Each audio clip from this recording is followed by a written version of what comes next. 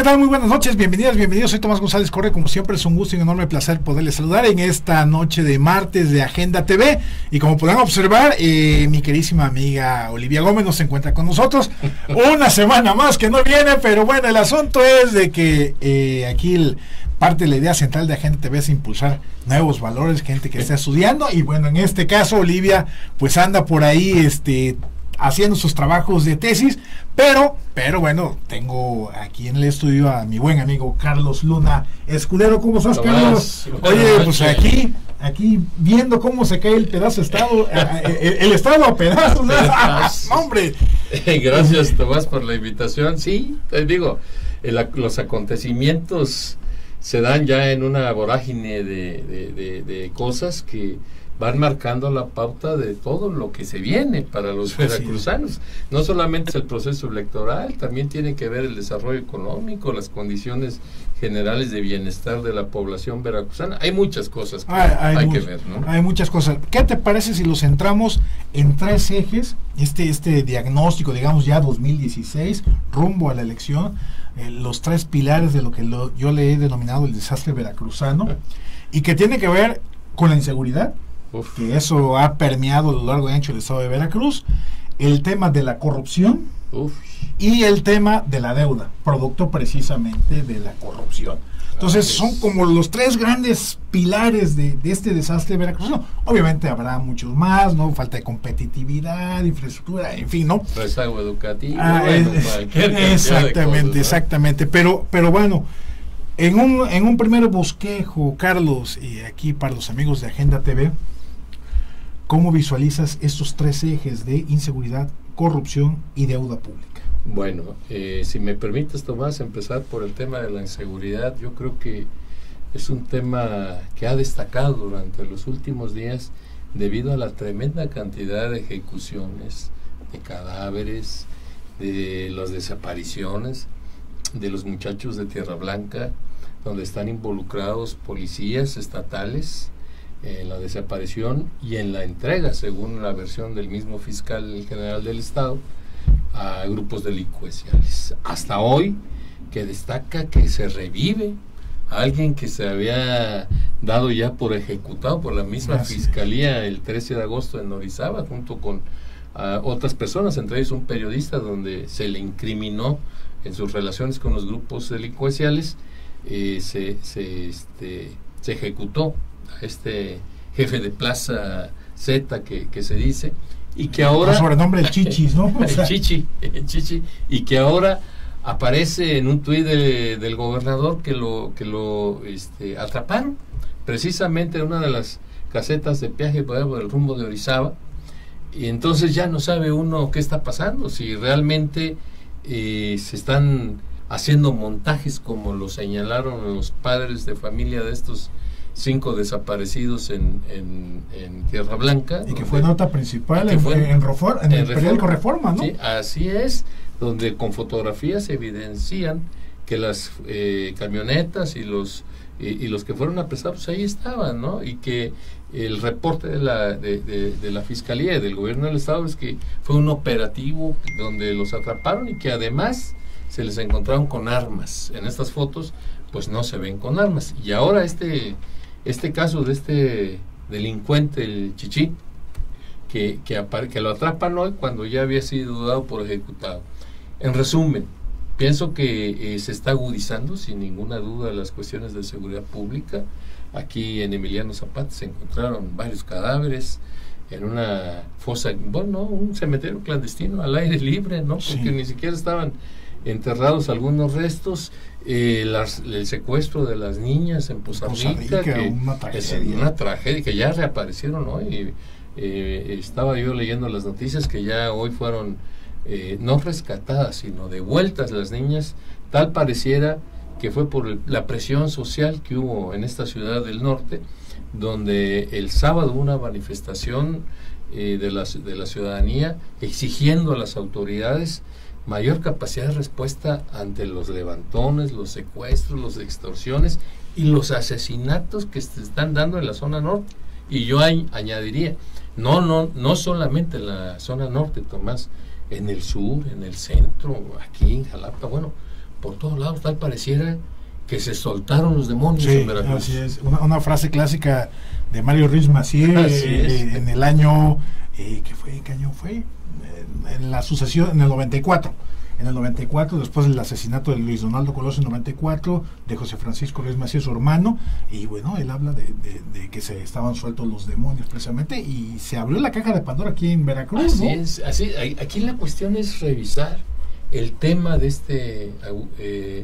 esta acelerada descomposición en el tema de la seguridad pública, Tomás, porque no podemos mantenernos ajenos que estamos enfrentando un proceso electoral. No podemos soslayar de que el tema de la seguridad pública le pega de lleno a las cuestiones del desarrollo económico. Claro. No podemos hacer de lado un tema de la seguridad pública con las condiciones de vida de los veracruzanos y del temor que esto despierta al ver asesinatos, al ver levantones, secuestros y toda la serie de delitos de alto impacto que se están dando. El de un niño de 11 años, en la Perla, ¿no? Por defender a su mamá, a su mamá, ¿no? Todas estas cosas habría que ver si no tiene una relación directa con el proceso electoral, porque tal pareciera que lo que quiere infundirse en la población es un temor mayor a salir hacer sus actividades y por supuesto en el proceso electoral. Yo soy mal pensado, pero prefiero pensar que no es así, ¿no? Que tal vez es por falta de control ya en un régimen que está agonizando, donde ya el jefe del Ejecutivo está perdiendo influencia en la toma de decisiones y en el poder, aunque sea evidentemente el gobernador en funciones, porque ya toda la estructura del partido oficial, todos los incluso los funcionarios públicos, se dice que muchos ya están, ni siquiera obedecen al gobernador, ya se están apuntando con el precandidato priista a la gobernatura, ¿no? Ya fueron a rendir pleitesía con el ungido, ¿no? Así con el es. ungido, muerto el rey, viva el rey, ¿no? Así es, tal pareciera que es por ahí. Entonces, pues es un tema muy delicado, de suyo, la cuestión de la seguridad pública. Si le agregas a la poca eficiencia de las dependencias de seguridad pública y de procuración de justicia, pues el tema se está volviendo de alguna manera muy relevante para la vida de los veracruzanos. Todos los veracruzanos ya sentimos temor de salir, de ir a la escuela, de ir al trabajo, no sabemos qué va a pasar. Tomás, están levantando no solamente a los grandes empresarios o están secuestrando a las personas de mucho dinero, a cualquier ciudadano que esté en el lugar equivocado y a la hora equivocado le puede tocar. Así es. No, se habla de unos empresarios farmacéuticos, ¿no? Allá en Perote, ¿no? que desaparecieron y todo esto, ¿no? Entonces, en realidad, lo que vemos es poca eficacia en estas dependencias que tienen que ver con la seguridad pública, pero también lo que estamos viendo es que no dan la cara. O sea, no salen a explicar lo que está pasando. La ciudadanía siente muy lejana a sus autoridades. No hay ese vínculo directo que debe haber entre un gobierno y sus gobernados, y esto hace que los ciudadanos pues cada vez se alejen más de la comunicación con el gobierno, Tomás. Así es. Todo esto tiene que ver obviamente con ese cemento del aparato gubernamental que es la corrupción. Es la corrupción lo que permite sí. Este tema de la inseguridad, obviamente. Así es. ¿No? Y de otros más. Y de otros más, ¿no? Que ese sería el tercer pilar, que es el tema, por ejemplo, de la deuda pública veracruzana, ¿no? Por supuesto, ¿no? Que ha dicho, a palabras de Hilario Barcelata, el 24 de diciembre, en una protesta en Plaza Lerdo de apoyo a pensionados y jubilados, él declaró por ahí que ya la deuda estaba en 115 mil millones de pesos. ¿No? Así es. Entonces, ¿pero qué te parece si nos vamos a un pequeño corte, Carlos, y regresamos para seguir abordando sobre estos tres pilares y ya después enlazarlo precisamente ya con el tema eminentemente electoral?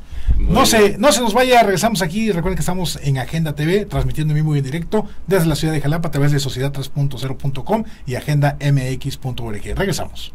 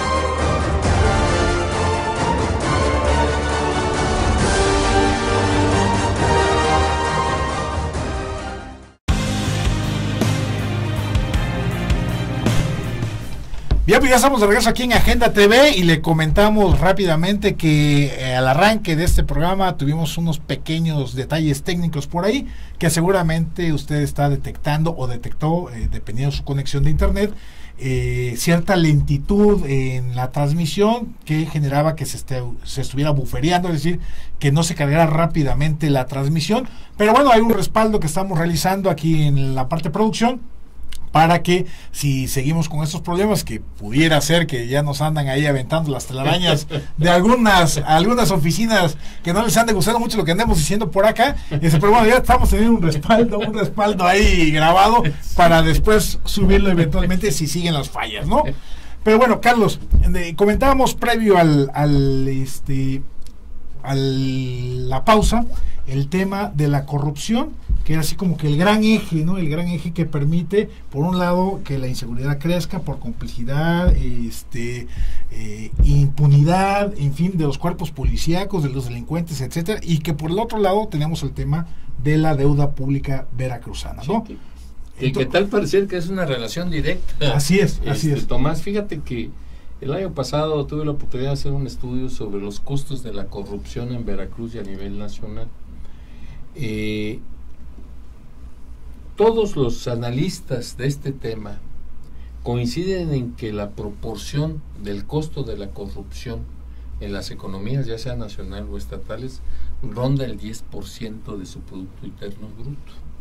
Esto quiere decir que el Producto Interno de Veracruz, que ronda apenas, supera los 100,000 millones de pesos, la corrupción ronda entre 10,000 y 15,000 millones de pesos anuales. Eso es lo que cuesta los actos de corrupción en un estado como el nuestro. Sin embargo, en Veracruz seguramente sus indicadores son mayores. Desde la época de Miguel Alemán hemos visto cómo se han venido tejiendo esta red de complicidades en un tema tan delicado para los veracruzanos, donde hemos visto salir en estos últimos, son 11 más 6, 17 años, comaladas de millonarios, cuando de funcionarios públicos que salen millonarios de sus encargos, ¿no? Yo recuerdo mucho aquel sobrino de Miguel Alemán, Sergio Maya, sí, me parece que se llamaba este sujeto. Subsecretario en Cefiplan. Es exactamente, que llegó y arrasó con el erario de manera escandalosa, y que incluso se habla que al término de su mandato, Miguel Alemán, cuando pidió un préstamo de 3,500 millones de pesos, también se desapareció. Nunca nadie supo en qué se aplicó. Pues además fue el cuarto para las 12 del fin de su sexenio, ¿no? Así es. Y bueno, qué decir de la fidelidad, ¿no? Fidel era un experto en desaparecer dineros públicos, y así lo hizo durante su sexenio. Digo, el hecho del crecimiento exponencial de la deuda pública, Tomás, que pasa de 3,500 millones de pesos aproximadamente que deja Miguel Alemán, a los más de 30,000 que, según estimaciones de algunos expertos, entre deuda bancaria y deuda a proveedores y contratistas, pues es verdaderamente impresionante. También vemos cómo durante esta administración muchos de sus funcionarios se enriquecieron escandalosamente, y tal pareciera que esa fue la norma que se aplicó también ahora con la administración de Javier Duarte. Ahí vemos casos que verdaderamente son muy significativos y que lo han denunciado no solamente diversos actores de la sociedad o de la política, sino también hay denuncias en la Administración Superior de la Federación, de la Auditoría Superior de la Federación, sobre algunos hechos. Incluso se habla de este diputado federal por Cosamaloapan, que ahora involucra la reforma también con el jefe de plaza, con el supuesto jefe de plaza que apresaron ahí en Tierra Blanca, como uno de sus promotores y coordinadores de la campaña, ¿no? Hay verdaderamente está el caso de Gustavo de Espinoso, que fue oficial mayor de la SEP. Está el caso quizás más emblemático. Hay dos casos bien emblemáticos que se ven desde fuera de esta administración. El caso de Gabriel de Antes, sí, que de todos es sabido que llega a Veracruz, o que en Tamaulipas, que es su estado de origen, aunque él dice que nació en Pueblo Viejo, vendía celulares. Un changarrito ahí, un changarrito, ¿no?, de celulares, y ahora es dueño se dice, de edificios, de oficinas, de propiedades inmobiliarias verdaderamente impresionantes, y que además no paga rentas. Por ahí también salió en algún medio de comunicación. Y el caso de Harry Grappa, el conseguidor de carne fresca para los fieles y los prósperos, ¿no? Que se dedicaba a mover carne. El de carnero, era el de carnero oficial, ¿no? Y que ahora también es impresionantemente rico. Todos ellos, algunos, ya alcanzaron el fuero con las diputaciones federales, pero otros están apuntadísimos para ser candidatos a diputados locales. Hasta se dice incluso que el secretario de Seguridad Pública también quiere ser candidato plurinominal al Congreso local, para no arriesgarse a perder, porque va a estar difícil que gane una elección, ¿no? Con muy poca gente ha tenido la suerte de conocerlo personalmente. En resumen, Tomás, la corrupción nos ahoga no solamente cuando ves el tamaño del presupuesto público que ha recibido esta administración en sus 6 años de gestión. Supera los 500,000 millones de pesos, Tomás. O sea, año con año, ha recibido hasta que recibió 98,000, pero el año pasado recibió más de 103,000 millones de pesos. Sumados los 6 presupuestos, superan los 500,000 millones de pesos. ¿Dónde están tal volumen de recursos cuando lo comparas con la situación de la infraestructura en Veracruz? No se ha terminado muchos hospitales. Ahí está la torre geriátrica, ahora le llaman en lugar de pediátrica, ¿no? Por los años que tiene de construcción. La infraestructura carretera no existe, Tomás. Difícilmente se le ha dado mantenimiento. Yo creo que la única obra que yo me acuerdo de esta administración es la pavimentación con concreto hidráulico de Briones a Coatepec. Y Lázaro Cárdenas. y Lázaro Cárdenas, el pedazo de Lázaro Cárdenas que hicieron, ¿no? Pero no se ve. Tal pareciera que Poza Rica, que el Veracruz solamente llega a Poza Rica, porque pasas Poza Rica hacia el norte del estado y las carreteras están en ruinas, Tomás. O sea, no hay otro objetivo para señalar la situación de la infraestructura carretera de nuestro estado. En las escuelas no hay mantenimiento como debe de haber. Incluso hoy que visita el estado Aurelio Nuño, el secretario de Educación Federal, dice que para este año va a haber 2,500 millones de pesos para Veracruz en materia de mantenimiento de la infraestructura escolar. Habría que ver si vienen para eso o vienen para la campaña, ¿no? Sí, porque además, dando el beneficio de la duda, una cosa es que lo depositen a las cuentas para ese rubro, y otra cosa es que efectivamente se vaya a aplicar para eso, porque en este gobierno, en el anterior, todo el dinero, por más etiquetado que viniera, no se destinaba. Lo metían a la licuadora. A la famosa licuadora. Porque además, a ver, Carlos, estabas comentando ahorita al arranque de este segmento de la fuga, el porcentaje más o menos entre el 10 y el 15% del Producto Interno Bruto. Decías que más o menos eso representaba 15,000 millones de pesos anuales de fuga de dinero del estado de Veracruz al año, que si lo sumamos si lo mezclamos con este dato que da Hilario Barcelata el 24 de diciembre, que son 115,000 millones de pesos, de 10 años, por 15,000 millones ya están los 115,000 millones de pesos de deuda. Haciendo este enlace que tú bien estabas comentando, ¿no? Sí, fíjate que es muy sintomático lo que pasa en Veracruz. De verdad, esta camada de funcionarios públicos que llegan con la fidelidad, o que llegan más bien desde Miguel Alemán al estado de Veracruz, ha devastado el erario público, ha impedido. La corrupción es uno de los elementos centrales que impiden el desarrollo económico por los costos que esto implica. Todos sabemos los moches que había en obra pública. No se pedía el 10% como era tradición que se pidiera en Veracruz, ¿no? Ahora que ya estaba incluido los presupuestos de los proyectos, obra, ¿no? Así es. Ahora se cobraba 20, incluso hasta el 30%.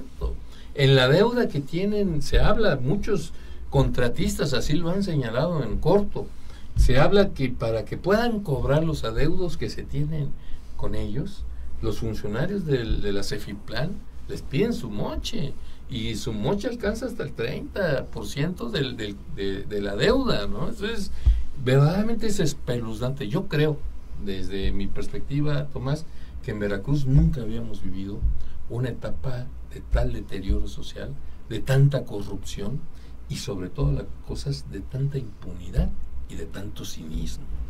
Veracruz vive la época más negra de su historia y es una demanda social.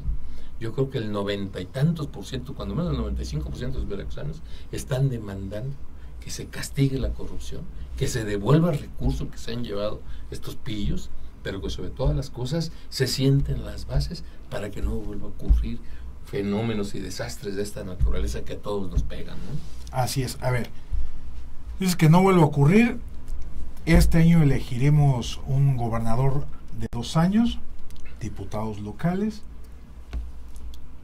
¿Cuáles serían las tareas emergentes que tendría que atender un gobernador de 2 años, considerando que por aquí está tomando protesta y por acá está preparando la elección alcaldes el próximo año, sí, en 2007, y al siguiente año tiene que preparar la elección de paquete total, que es presidencia de la República, senadores, diputados federales, nuevamente gobernador, sí, y nuevamente diputados locales? ¿Qué sería, desde tu perspectiva, Carlos, lo primero que tiene que atender un gobernador de 2 años? Híjole, qué pregunta tan compleja, Tomás, porque son cuando menos 3 aspectos que se tienen que ver con urgencia, dada el deterioro del estado de cosas en nuestro estado. Primero, por supuesto, es hacer un plan de desarrollo que implique sentar las bases para el mismo. No puedes pensar que en 2 años puedes transformar las cosas, eso es imposible. Entonces, definir bien cuál es el problema, de dónde vas a liberar recursos para emplearlos, para el crecimiento de la inversión y por lo tanto la generación del empleo. Ese es un tema muy delicado que ya seguramente los candidatos o los precandidatos en este momento estarán evaluando, porque destinar recursos a la inversión es un tema de urgente necesidad en Veracruz. Pero para liberar recursos tienes primero que ver cómo estableces un sistema de anticorrupción verdaderamente eficaz, que implique la rendición de cuentas, que implique revocación de mandato, pero que sobre todo implique la sanción a los que han metido la mano en el cajón, como dijera algún precandidato por ahí. Sabemos que en el último mes del año pasado, la administración actual, a través del Congreso, autorizó un sistema anticorrupción, pero que casualmente implica un fiscal anticorrupción por 5 años, Tomás, que se va a nombrar en este año, es decir, que va a proteger, por supuesto, esta administración. Hay un fiscal que lo nombraron también el año pasado como fiscal, a principios del año pasado, que va a durar en su encargo 6 años, en teoría, es transaccional, es transaccional, y que todos sabemos que es un agente cuyo origen está en el grupo actual en el gobierno. Se está de alguna manera protegiendo con el fuero a los diputados locales, es decir, este proyecto, bueno, ya no es ley anticorrupción, pues tiene varias aristas que tienen que modificarse. Por supuesto que quien llegue a la administración estatal en diciembre de este año tendrá que tomar decisiones sobre la continuidad del fiscal, del fiscal general del Estado, sobre la continuidad de la gente que esté en el ORFIS, de la gente que esté como fiscal anticorrupción, pues es un elemento central. Es decir, aplicar castigos, todo por supuesto con la Constitución de por medio, a todos aquellos a los que se les demuestre que han metido la mano al presupuesto público. Este es otro elemento fundamental. Cualquier gobierno que aspire a ganarse la credibilidad de la confianza ciudadana tendrá que tomar decisiones en el tema de la corrupción, con respecto a todos aquellos funcionarios públicos que aprovecharon su encargo para hacer del erario un patrimonio personal. Ese por el tema. Por otro lado, las cuestiones normativas. Es decir, el Congreso es un tema central en la próxima administración. Es un Congreso que va a determinar la viabilidad de ciertas leyes que son necesarias en Veracruz, Tomás, como esta de la anticorrupción, pero también es necesario reformar la ley de adquisiciones estatal, por ejemplo. Tiene que priorizarse, tiene que darle de alguna manera importancia y prioridad a las empresas locales. Es decir, si queremos reafirmar la economía en Veracruz, tenemos que fortalecer nuestro mercado interno. Eso está muy claro. ¿Cómo vamos a fortalecer el mercado interno? Haciendo que la inversión, la obra, el desarrollo de infraestructura se haga a través de empresas locales, no como ha venido sucediendo hasta ahora, ¿no? Que con prestanombres de fuera, porque es un negocio, la obra pública es un negocio para los funcionarios en el gobierno. La obra pública la hagan empresas auténticamente veracruzanas. Es un elemento importantísimo para poder fortalecer el crecimiento de la economía veracruzana.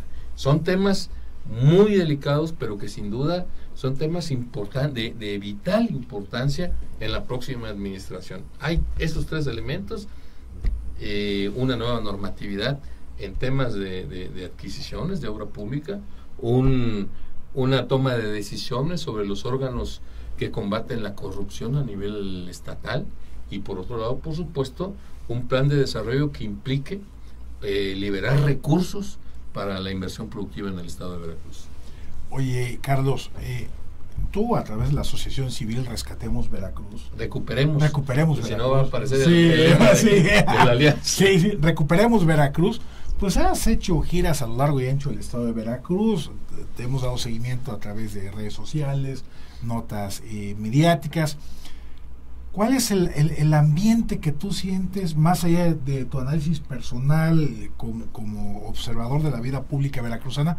¿Cuál es el ambiente que la gente, el común de la gente, les ha venido diciendo a través de la Asociación Civil Recuperemos Veracruz? Fíjate, Tomás, que es un tema muy interesante. Efectivamente hemos tenido la oportunidad de recorrer como 3 veces la entidad, los más de 200 municipios con que cuenta nuestro estado, y hay 2 vertientes donde la gente comenta y desea un cambio en Veracruz. Primero, por supuesto, está el tema de la corrupción. El tema de la corrupción es un tema de inconformidad generalizada en la sociedad veracruzana.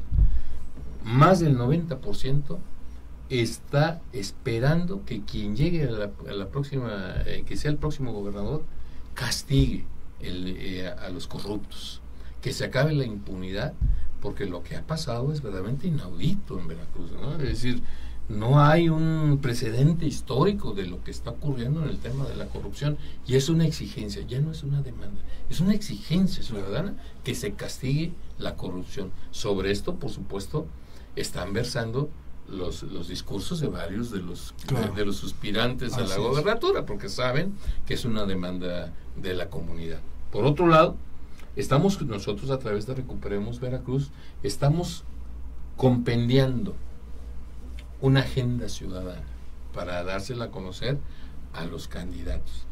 Los veracruzanos están demandando, y eso también con sus particularidades de las zonas, por supuesto.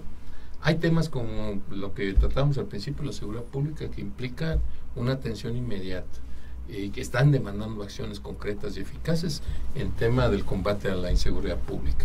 Por otro lado, hay un gran rezago social. Hay un gran rezago social en Veracruz, no solamente en el crecimiento de las desigualdades o de la pobreza, que recientemente se incorporaron 500,000 veracruzanos más al segmento de la pobreza, que ya alcanza el 60% de la población veracruzana. También tiene que ver con el rezago educativo, por ejemplo. Es un tema también de principal importancia para los ciudadanos. Es increíble que Veracruz, con las potencialidades que tiene, tengamos 650,000 analfabetos de más de 14 años. Cuando en la época de Miguel Alemán se levantaron las banderas blancas. ¿Te recuerdas? Sí, claro. Qué desfachatez, la farsa, ¿no? 650,000 analfabetos. Casi 1,5 millones de veracruzanos que no han terminado la primaria, Tomás. 1 millón que no han terminado la secundaria, y más de 500,000 veracruzanos que no han terminado la preparatoria. O sea, el rezago educativo es terrible en nuestra entidad. Y por otro lado vemos que la estructura de la Secretaría de Educación pues está dominada por los sindicatos de trabajadores de la educación. Ahí está el maestro que es líder del Congreso, el capo Callejas, con toda su estructura dominando la Secretaría de Educación. Es decir, y que los secretarios, primero Adolfo Mota, luego señor que ahora es secretario de Gobierno, y ahora la maestra Xochitl, muy poco tienen que ver con el desarrollo educativo. Es decir, son puestos la Secretaría de Educación se usa ya más como puesto político de proyección que como... Y de saqueo. Y de saqueo, pues no, tiene el presupuesto más alto, claro, de las dependencias públicas, ¿no?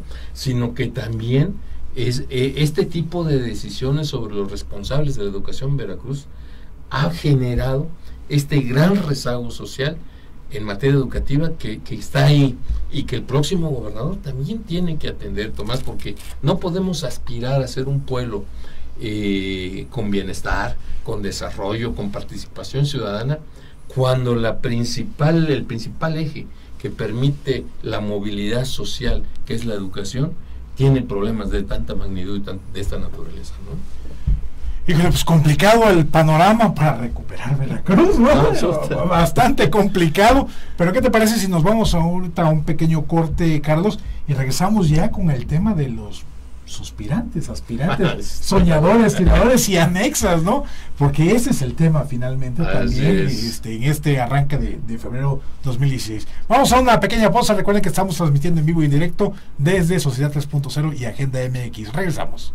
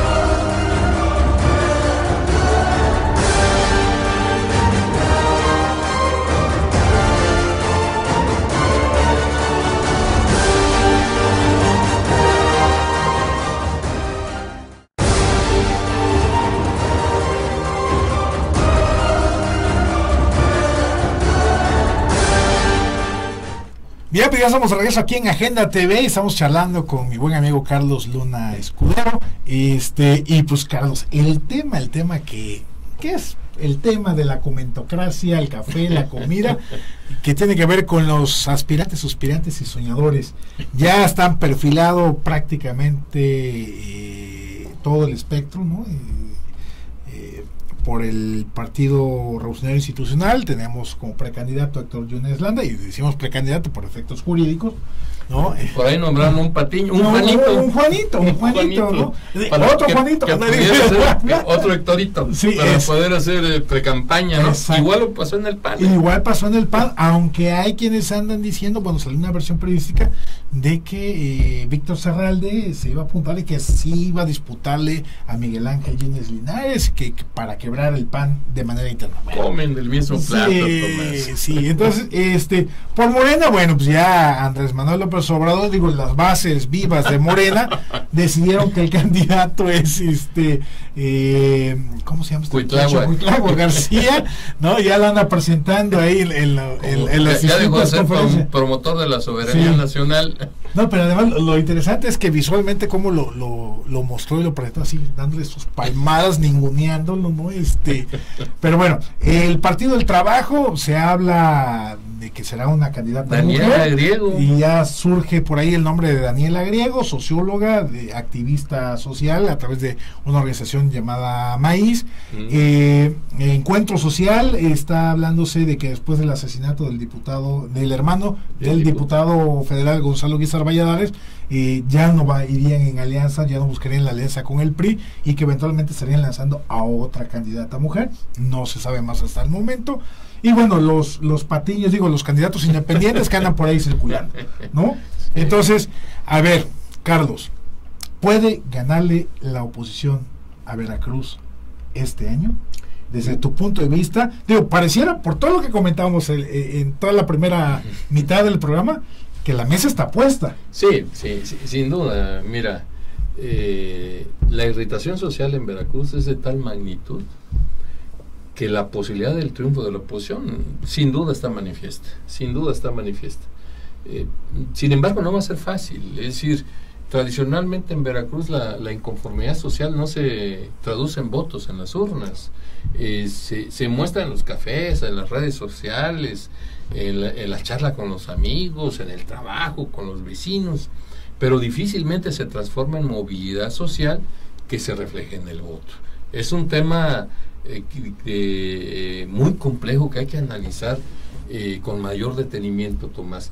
El hecho de que la oposición, cualquiera que ésta sea, claro, llámese la alianza PAN-PRD, que yo sigo dudando mucho de esa alianza por el comportamiento de los actuales líderes del PRD, que la vez pasada fueron los que acuchillaron esa alianza, y que a mí me sigue pareciendo que no es más que circunstancial y que pudiera no estar sustentada en una voluntad real de vencer al PRI. La gente que Sergio ¿cómo se llama Sergio Rodríguez, que trae la etiqueta del llamado PRD rojo? Así es, Rogelio Franco, todos ellos, manifiestan ahí esa tendencia a ser operadores del sistema político, del partido oficial y del gobierno, ¿no?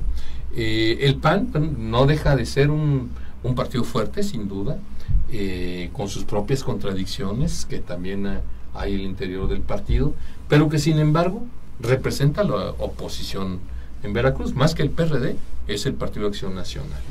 Miguel Ángel Yunes, su abanderado, y que va a ser abanderado de la alianza, por supuesto, ha construido un discurso opositor desde hace muchos años, desde que no se le permitió ser candidato del PRI a la gobernatura, ahora después de Miguel Alemán, pues él estaba apuntado junto con Fidel y se prefirió a Fidel.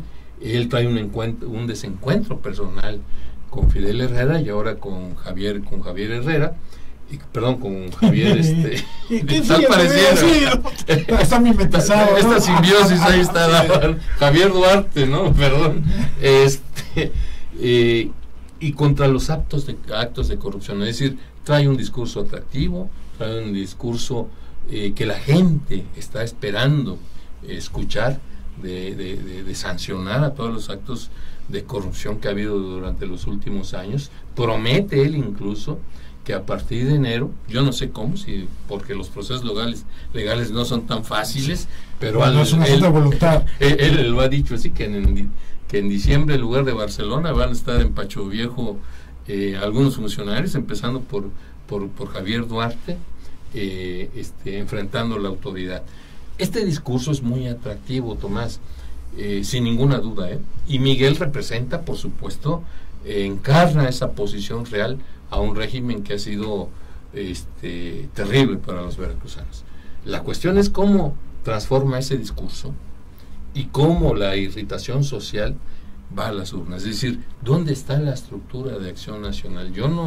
El reciente evento del domingo, donde vino el presidente nacional del PAN, Ricardo Anaya, me parece que se llama, vino también el presidente nacional del PRD, Agustín Basabe, donde en un acto donde debió mostrarse el músculo real de la oposición, pues yo veo ahí fotografías donde no está tan llena la Plaza Lerdo. Sí, se ven muchos claros, ¿no? Muchos claros.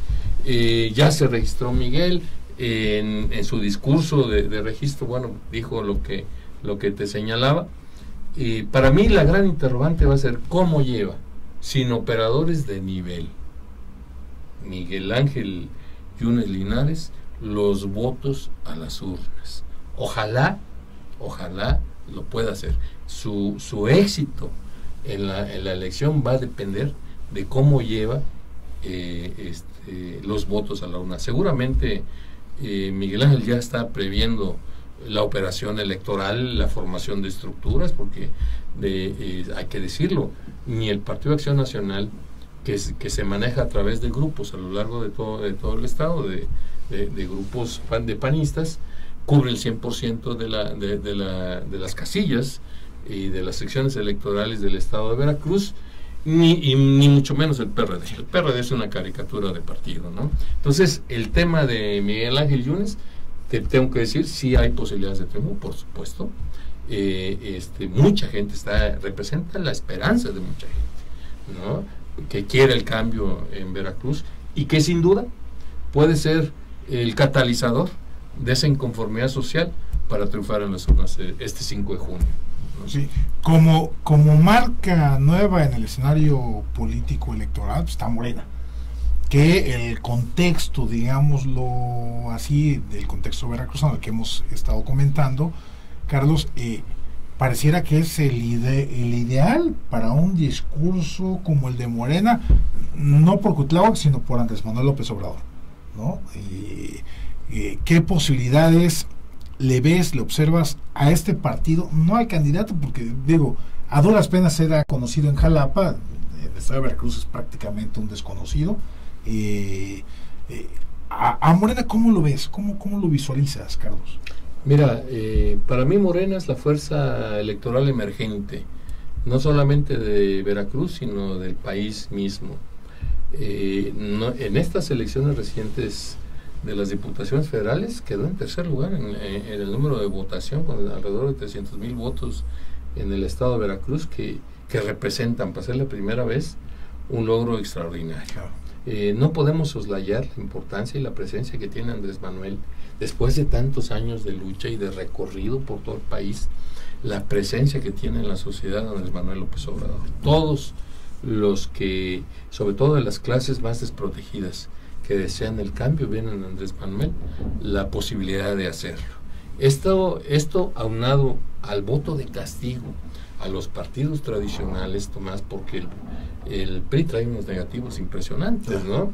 Pero también el PAN y el PRD tienen negativos fuertes, ¿no? Incluso el mismo el precandidato Miguel Ángel Yunes trae también ahí su cauda de que se los van a estar recordando, ¿no? que ahora se los van a sacar con mayor frecuencia, precisamente para tratar de minar la presencia mediática del precandidato. Entonces, en este contexto, yo no veo otro partido en Veracruz. Movimiento Ciudadano está postulando a Armando Méndez de la Luz, un político honesto, pero que tenemos que ser claros que Movimiento Ciudadano no tienen estructura ni dinero para poder hacer presencia competitiva en este proceso electoral. Lo mismo va a pasar con Morena. Digo, Morena está creciendo, se está sustentando en los votos de castigo, en los votos de la población más desprotegida que quiere cambios en la situación del Estado, pero que sin embargo tiene un hándicap en contra tremendo, la falta de recursos, porque las votaciones ahora, Tomás, querámoslo o no admitir, se ganan con recursos. Claro. La movilidad de una estructura, la movilidad de los votantes implica recursos tremendos que hay que tener para poder aspirar a ser competitivo.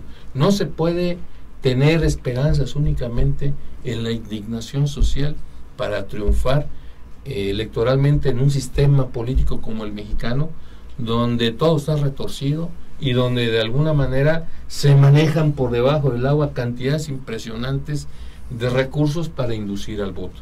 En este contexto yo veo Morena que va a seguir teniendo una presencia importante en Veracruz. Sin duda va a crecer electoralmente, va a rebasar por mucho a todos los demás partidos, incluso al PRD ahora con su alianza, pero difícilmente va a alcanzar el triunfo, como difícilmente lo va a alcanzar Movimiento Ciudadano, o como difícilmente lo van a hacer los candidatos independientes, que desde mi perspectiva personal no son más que títeres que están moviendo el gobierno para atomizar el voto en Veracruz, ¿no?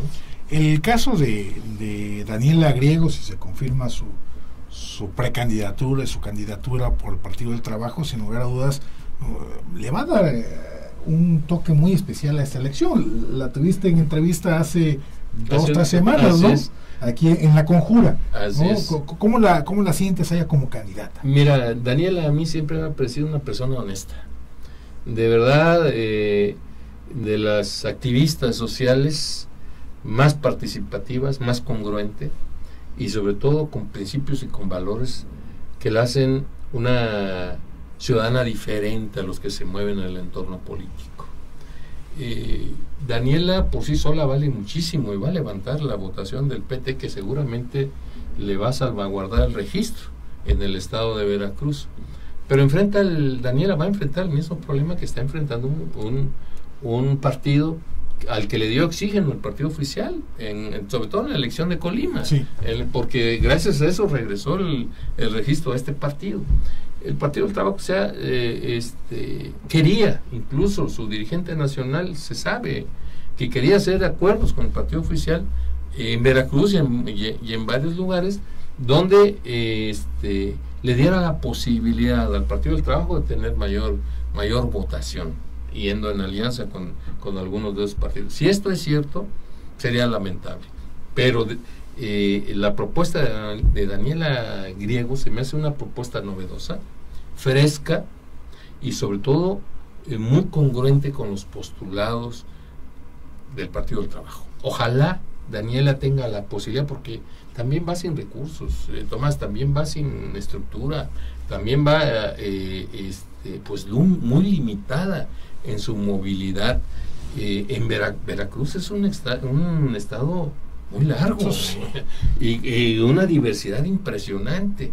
Entonces la esperanza de Daniela Griego es que la votación de castigo también se vaya en gran proporción hacia el Partido del Trabajo. Yo creo que esto puede ocurrir, de verdad. A mí me da muy personalmente, porque la conozco, porque la considero una persona con integridad y solvencia moral muy sustentada en sus actos. Ojalá le vaya bien a Daniela, pero difícilmente le va a alcanzar. Regresemos al punto originario, Carlos, que tiene que ver con el precandidato Héctor Yunes. Héctor Yunes, que yo lo he dicho en reiterados momentos, en términos generales podemos decir de que Héctor Yunes es lo mismo que el PRI y lo demás. En lo general, yo al hacer análisis he venido sosteniendo que sí fue una lucha en serio, de veras, por la candidatura del Partido Revolucionario Institucional, y que Héctor Yunes representa una cosa distinta a lo que es la fidelidad duartista. Yo no sé si peor o mejor, ese es otro asunto, pero sí es algo distinto a lo que es la fidelidad duartista. Tan es así que le escamotearon apoyos y se lo siguen. Así es, ¿no?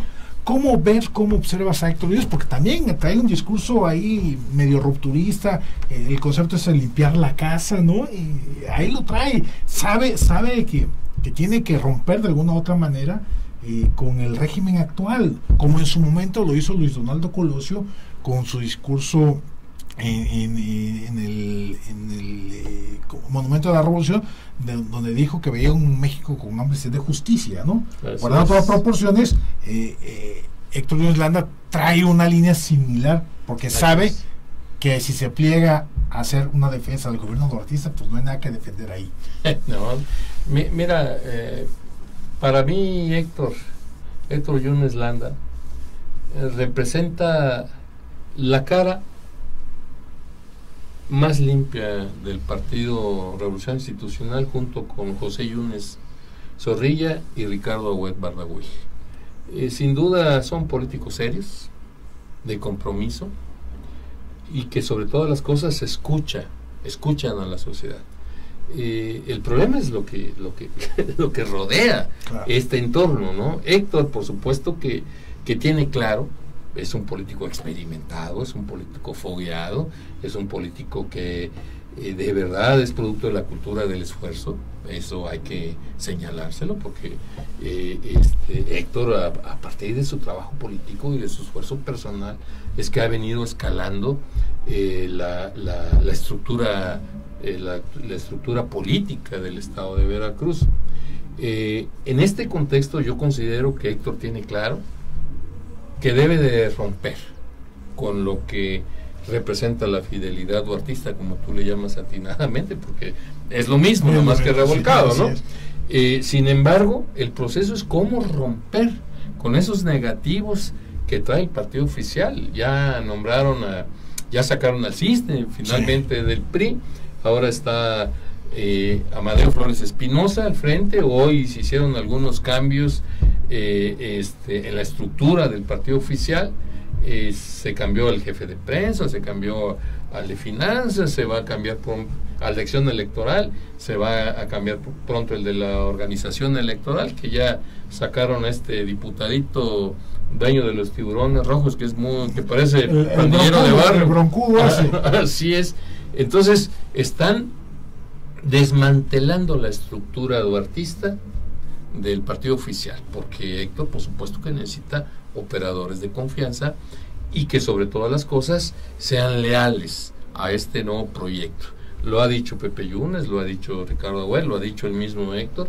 El proyecto que representa Héctor Yunes en el PRI significa el fin de la fidelidad duartista, pero también significa la reorientación del partido oficial hacia volver a abanderar las causas sociales de la sociedad veracruzana, ¿no? Perdón por la redundancia. Y en este contexto, por supuesto que representa el cambio al interior del PRI. El problema es que desde afuera no lo ven del todo así. El problema es que desde fuera hay muchos negativos para el partido oficial, porque se olvidó de la sociedad, porque respondía más a intereses personales que a intereses sociales. Hay negativos que le van a impedir a Héctor, por supuesto, trabajar con la apertura con la que él quisiera trabajar de cara a la sociedad. Vemos cómo aún el grupo ¿cómo le dijiste? Fidelidad Duartista quiere seguir imponiendo y ganar impunidad en el próximo proceso electoral. Tú decías muy atinadamente que se les está dificultando a este grupo que encabeza Héctor la operación, porque no le dan recursos, porque le entrampan los procesos, porque le quieren imponer candidatos a las diputaciones locales, porque de alguna manera lo que busca este grupo es protegerse para lo que viene. Claro. Pues el panorama bastante complicado, Carlos, amigas, amigos.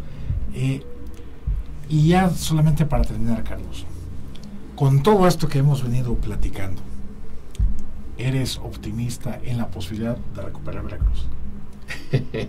Mira, sin duda, Tomás, si algo he aprendido en este caminar por nuestro estado, es que la sociedad veracruzana es una sociedad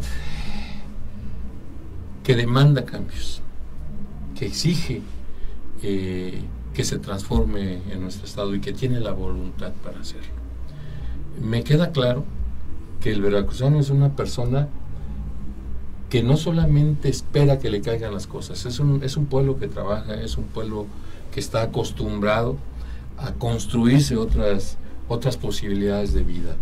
Esta inconformidad social, este despertar ciudadano que va permeando las situaciones de seguridad pública, las situaciones del poco desarrollo económico, esta inconformidad que se está generando a partir de los actos de corrupción, de impunidad, incluso de cinismo de las 2 o 3 últimas administraciones estatales que ha habido, está hecho que el veracruzano esté más consciente de las cosas.